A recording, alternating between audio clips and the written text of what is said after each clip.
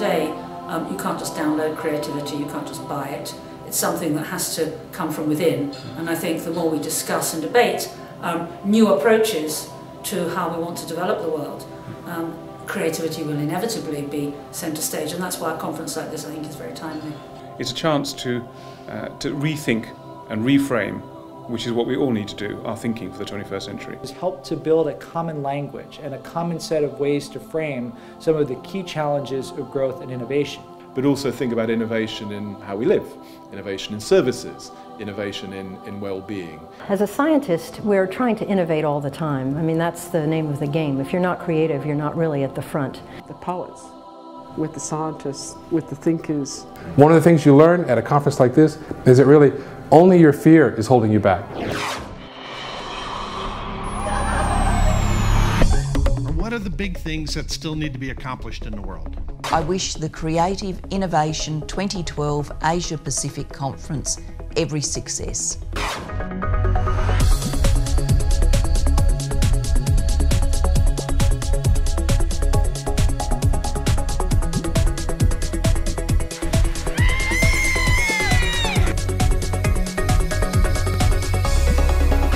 The quality of the delegates here is absolutely fantastic. They're asking the most articulate and interesting questions. It might be that the stem cell therapy and the immune system have to go together. Change is no threat to culture. All cultures are always dancing with new possibilities for life. Technology is no threat to culture, but power is.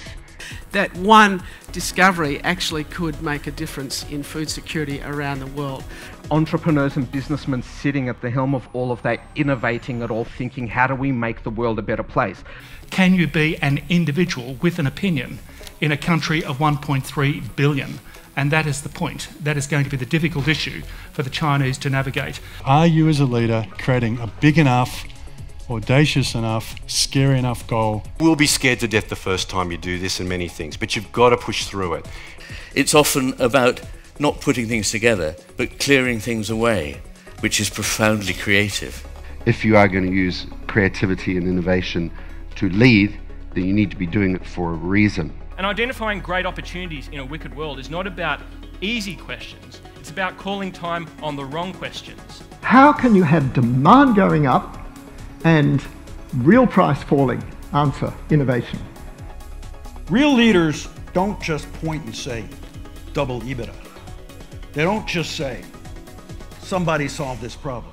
What they do is they take responsibility. People coming from corporate get exposed to arts. People coming from arts get exposed to corporate or government or education. I think this is the whole idea that we've... Ladies and gentlemen, what a wonderful world. Come and join me in my garden and sing with me, Imagine. Thank you.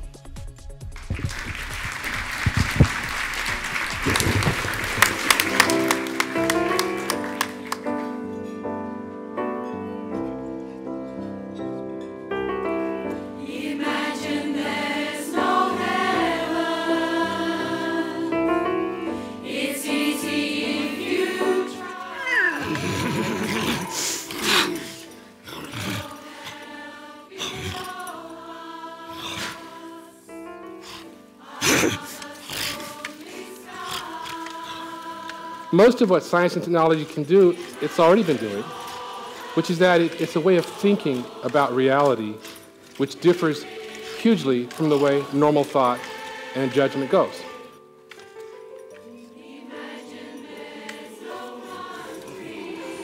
Yeah!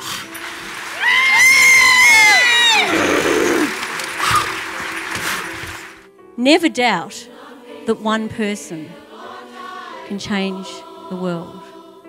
And here we are at the pinnacle of our own possibilities. Imagine all the people living for today.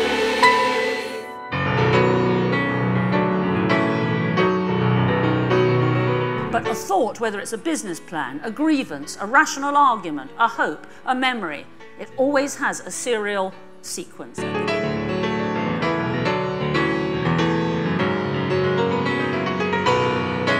We will clap for 9 and then only single people. Bring them in, everyone. 3, 2, 1. Leaving just the singles. Oh, they're shy. And look, no rhythm at all. It's been a jam-packed few days, especially on the first day of the masterclasses. We learnt quite a lot. These are the kind of big conversations that I think so many of us are going through. Engineering is answering questions. Science is asking questions. Organizations need to change. They need to transform. Every business model, every business system is dying.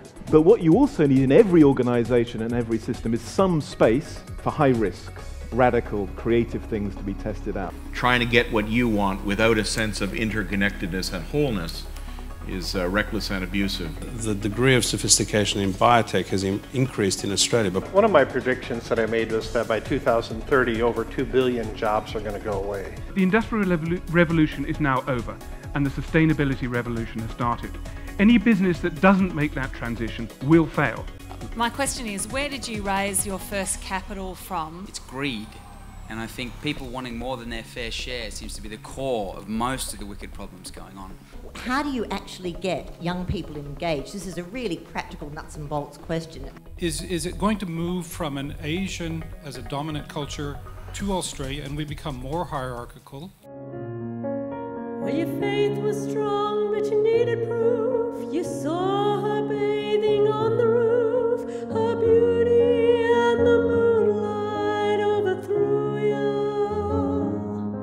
Well, she tied you to a kitchen chair, she broke your throat and she cut your hair, and from your lips she drew hallelujah.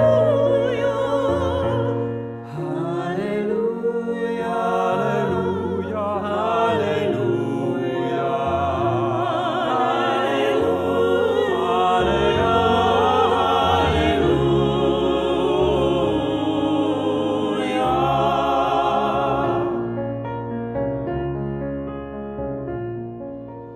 When you fall down, your dreams shattered into 1,000 pieces. How many of us still be able to have the courage to pick up these shattered pieces and carry on?